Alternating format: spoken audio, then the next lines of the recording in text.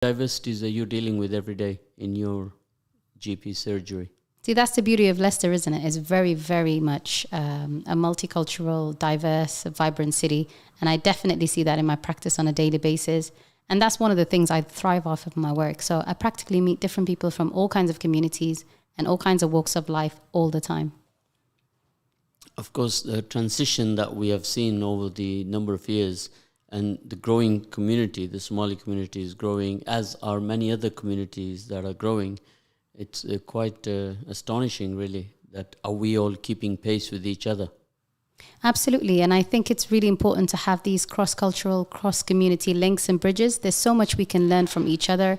We've got a massive Somali community, as you've mentioned, which I'm a proud member of. But we've also got a massive Indian community, Gujarati community, Pakistani community, Arab community. And I'm sure we can hold hands in and join our initiatives and forces together just to learn from each other and drive more positive change for our city. Now, obviously, having said all that, we have all been in the midst of COVID for the last 1 year. I could possibly say that let's take out 1 year, which is March 2020 to March 2021 out of our diaries. Absolutely. Because we have all been in turmoil.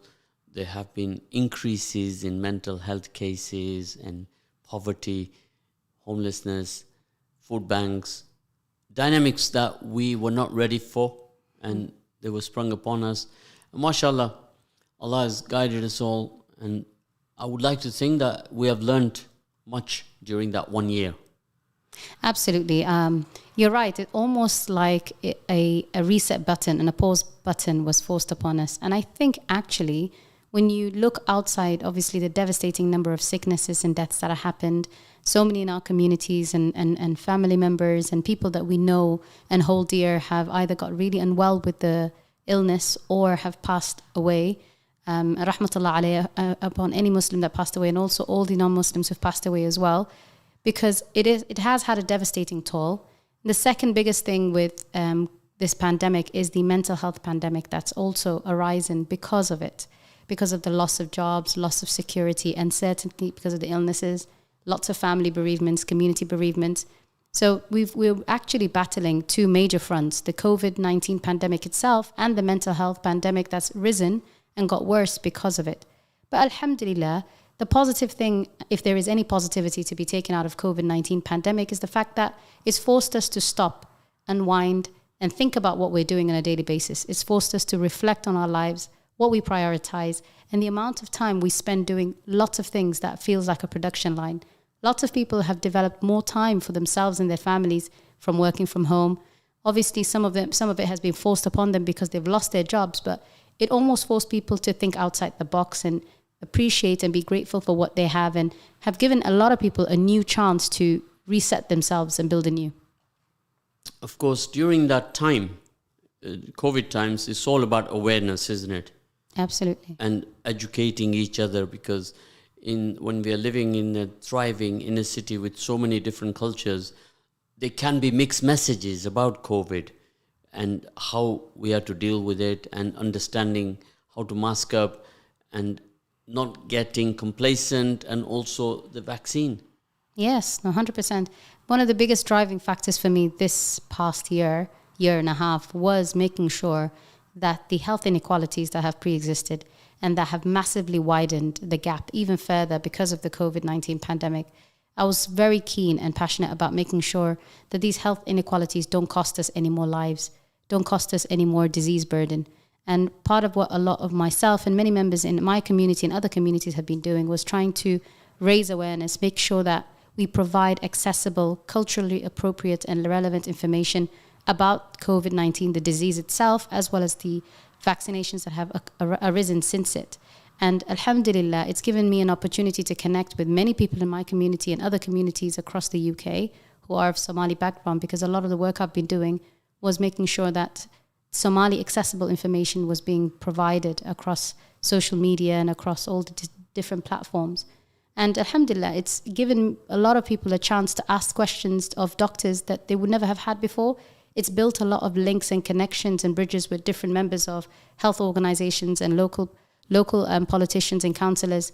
And it gives us a framework through which we can develop further linking and collaborations in the future. So, Dr. Samira, in your work, in your line of work as a GP, you can have a patient from any community that is registered with you, and you have no time or no adherence to race, color, creed, culture, tradition, religion, tribalistic alliances, or anything like that, right? Absolutely. We're on the same page. Yeah. So where I'm getting to is that going forward, you are from a generation that has lived amongst all of these communities, and you have seen that we, as the older people in the community, cannot ask or ensure that our younger communities are doing the same as what we did. Then there's no progress. So we need to have a assimilation with each community in the city across the board, because I worry all the time when I see that each community has got their own infrastructure. So there are communities within communities. Now, when there were 3 of us, it was easy to do that. But now we have 40 plus. How do you do that? That's a very key question, isn't it? These sorts of cross collaborations are extremely important, and learning from each other is also very valuable. And you're right, the whole point of progression is that each generation learns from their mistakes, and the younger generation learn to progress even further. And obviously the younger generation that arises after us will be even more progressive, hopefully, inshallah. So that's the idea. But when it comes to cross-collaborating, for example, between the Somali community, Arab community, Asian community, it's very important that we talk to each other. Maybe it's important to develop cross-cultural platforms and forums where we actually discuss some of these key issues. For example, housing issues affects all of us. Health issues affects all of us. Religious issues affect all of us. Issues that deal with local politics affect all of us. So I think holding and actually getting people like yourselves to hold cross-cultural platforms where different members of different communities have an opportunity to talk to each other and share ideas and exchange experiences and viewpoints is extremely important to building those bridges. Well, certainly, I will say one thing right now. Live on Radio Haj, or Haj Radio, some people call it Haj Radio. Samira, Dr. Samira, you are a very eloquent person, and I feel that there's a lot of positive energy in you, and you have much to give all communities. And to just single you out to serve one community or support one community, Allah will not be pleased with that. Right? You are a person who can engage with all communities at any level, small, medium, or large. So I'd like you to join us here at the radio to initiate these cross-cultural activities to do with health and well-being and nutrition, in terms of, doesn't matter who comes and joins. Sports, for example. Why is it that it's not, why is it impossible that, no, we don't play that sport? We can play any sport with each other. Our cooking skills, for example. That's a way forward. One day we arrange all different communities, come along, and we get some Somali dishes. We introduce them to the 40 diversities that live in this city. So there's many things we can do. These are just some that come to my mind right now. 100%. I totally agree. I don't single myself out for any particular community. It's just that I found that there was a massive need, for example, within my own community, because they are the ones I'm exposed to the most, my neighbors, my own family members, my local mosque leaders, people like that, to provide information in Somali, which I find nobody else is doing, or very little is being done with that regard. But of course, in my line of work, we don't delineate between race, creed, culture, color, age, or anything like that. And of course, if I'm able to serve anybody or any community, then I'm more than willing and more than happy to do so. So maybe we can put some plans together, now that we have a link with each other and the radio, that we can do some serious community development here. We call it here at the radio CDP. That is Community Development Projects. And we do it collectively. And we have a good CSR here, Community Social Responsibility. So both of us, as being professionals in our respective professions, we have to take the lead to do these things and guide those behind us who are much younger and show them an example that they can aspire to follow. Absolutely, I agree. And I think it's all about representation and making sure more voices are heard, more different variety of faces are seen. And it would inspire the younger generation and actually others, even within the older generation, to step up and seek out what they want or to speak up for what they want. So I would absolutely encourage and take part in developing all our respective areas in the city collectively and share with each other. So you cross over, this area here will go over to that area will come over to us. And if we are just locked and we just want to go there to that particular mosque and no other mosque, and we don't engage, then we're going to fall into that trap. I think there's always an opportunity. It's about finding those opportunities and making the most of those chances and opportunities. And I'm sure every community will want to extend a hand and reach out to others and learn from each other. It just has to be something that's spoken about, and somebody just has to extend that hand. There will always be hands to take it. Of course, and I think we have to collectively come out with some great ideas that will make it happen. Especially, we need to focus on our grassroots and then our younger people. So our grassroots will be from 5 to 10, and then the younger people from right up to 10 to 18, and so on, and work collectively together with them from cross-community work. So, Inshallah, that sounds so if, for example, what is the population of the Somali community in Leicester? Now you have me there. I'm not really sure. Top of your head? Maybe 20,000, 30,000? Yeah, you're probably between 15 and 20. And it's growing. And you may be aware that the very early Somali immigrants that came to England, they came many, many years ago in Cardiff. That's where I'm from. You're from Cardiff. So you'll know a little bit of history from there. I do indeed. Yes. And then there was a transgression. Now, today, the majority of the Somali community are based in London and in the various different parts of London. And then you have in Birmingham, there's a big Somali community. There's a big Somali community in Leicester, Manchester.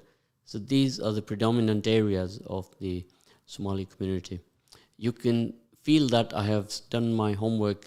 Well done, I can tell. Yeah, right. Going back right over to Mogadishu.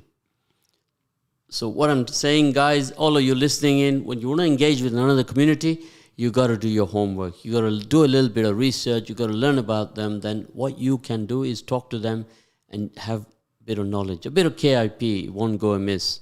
You familiar with that? KIP? Yeah. No. Dr. Samira. KIP, knowledge is power. What does KIP stand for? Knowledge. K is for knowledge. I is, and P is for power. Knowledge is power. I see. We're acronymizing everything today, are we? Of course we are. Okay. Make it easy for everybody, right? And when you add that with the data, you got the PMS. I think it's just as simple as come over to our cafes, coffee shops, come over to our morning sessions, come over to some of the women sessions that, Women for Change, for Here leads on, which is a powerful grassroots organization of mothers who've come together, Somali mothers who've come together. They hold regular sessions. Come to any one of these, have a cup of tea with us, have a slice of Somali kind of burbur or biscuit, as we call it, that you can just enjoy with us and just have a chat about life. Of course, you mentioned Women for Change. There is a young lady who came here to the studio yesterday, and she is empowered to empower women from grassroots, from 5 right up to 50 in sports, nutrition, health, well-being, Fantastic. and introducing softball and cricket to the ladies. Fantastic. And I'm sure that you will have many ladies who can join that initiative. There's many hidden gems in the community. Yeah. They just need an opportunity to shine. That's exactly what this young lady, she's empowered by the ECB, the English Cricket Board, to do this kind of work in the inner cities. So she is the representative in Leicester. So that's a box ticked, isn't it? We can do that introduction and support that initiative. So out of 50 girls, even if 5 or 6 of them join that initiative, why not? Exactly, why not? It's not to say, Somali girls, they don't do sports, they don't play cricket, they don't do softball, they don't do any of that. These are the myths of old, right? If you look today, look at the Tokyo Olympics. How many females from all over the world are performing? And doing some wonderful work, inspiring millions all over the world. And Absolutely. if we can find those hidden gems in the city of Leicester, and we can support them, assist them, and if they dream big, this is what the program is called, Dream Big. Have you heard about that program? No. So definitely I'm going to introduce you or introduce the young lady to your team, the girls that you mentioned to me, the group that you mentioned to me, Women for Change. Women for Change. And we can make a difference. Now, we got a little time left only, and I want to touch with you in the community the issues of vaccine. Mm-hmm. You are a GP, and you have seen a lot of people have a reservation about vaccines. And if you could just kindly let the listeners know and dispel some of the fears that people have about the vaccine. I guess it's varying depending on who you speak to. But at the moment, a lot of the hesitancy is coming from the 18 to 24 group or the younger group. Understandably so at the moment, because it's the group. This is the group that's being focused on by the government. Alhamdulillah, many of the over 30s, or at least over 80% of them, have already been vaccinated. But of course, we do have pockets of resistance or hesitance from even our elders. The main thing that people are worried about is that the vaccine has been produced relatively quickly, within the space of a year, which is true. However, it doesn't mean that it hasn't gone through all the rigorous trials and tests that now normally all vaccines go through. And they also have to bear in mind that millions and billions of pounds or dollars have been pumped into this initiative when they were building the vaccines, which is something most other vaccination programs don't get. And of course, almost all of the world's leading scientists were focused on it. So it is for that reason that they were able to produce it within a year.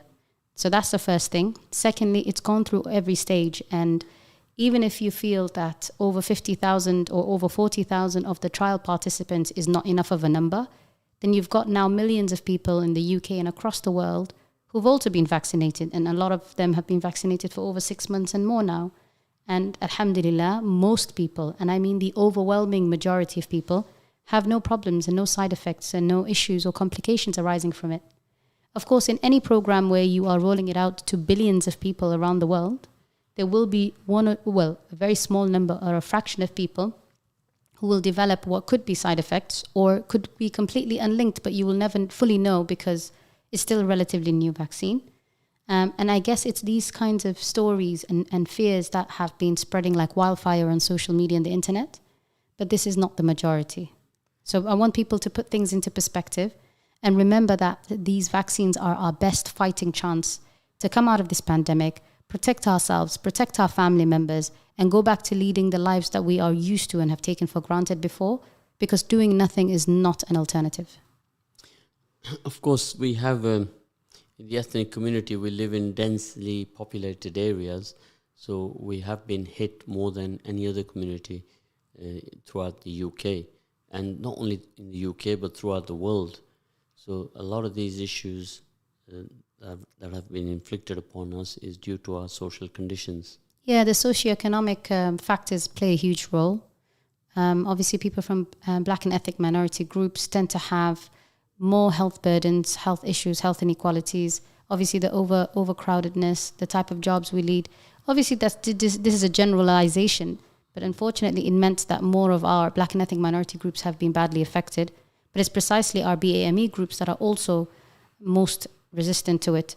And I understand the resistance. I think the government has to do a better job of improving question and answer platforms and building bridges with these communities and making sure that everybody has an opportunity to ask an expert these questions, because expecting people just to take a vaccine because the government said so is not good enough.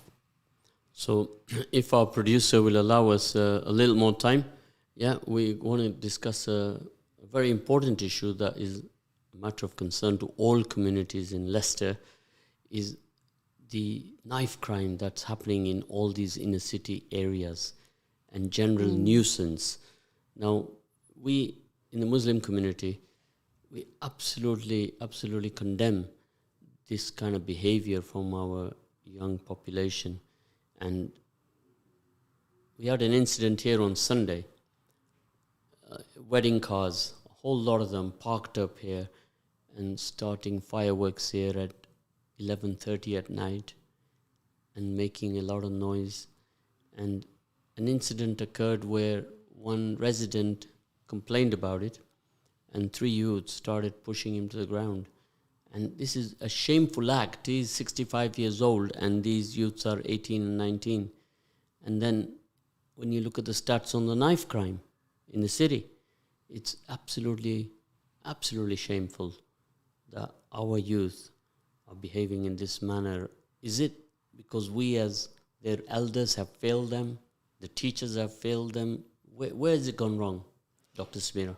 See, I don't believe blaming any particular group or persons is of any use. It's difficult for me to state exactly where it went wrong. I suspect it's a multitude of factors and not just one factor. So we can't just easily brush it all under one brush and say parenting has gone wrong and therefore they turned out the way they did. Parenting does play a massive role in everything, of course. It's also the society we live in, the opportunities afforded to these young people. There's been a lot of cuts to funding for programs of after-school and extracurricular and sports activities over the last decade, and I think that's massively impacted that. Now, the sadness, Dr. Samira, was that people around were all busy taking videos with their phones rather than trying to diffuse the situation. Now, it's a social media culture, isn't it? And this is absolutely it's abhorrent. It's absolutely abhorrent. Absolutely, yeah. And now we have very little time left, but I'm sure that we'll be doing some work together, and we'll cross paths again, and we shall do some wonderful work together. Thank you for having me. It's a pleasure to join you here. Well, thank you for coming here today. You have certainly been an eye-opener here for many who are listening in right now. So if any of you have any questions for Dr. Samira, you can text them to us, or if you want to get connected with some of the projects that Dr. Samira has mentioned here today on Haj Radio, then please send us a message by text or by telephone, and we shall pass it on. Thank you, Dr. Samira. Thank you. Jazakallah khair, everybody.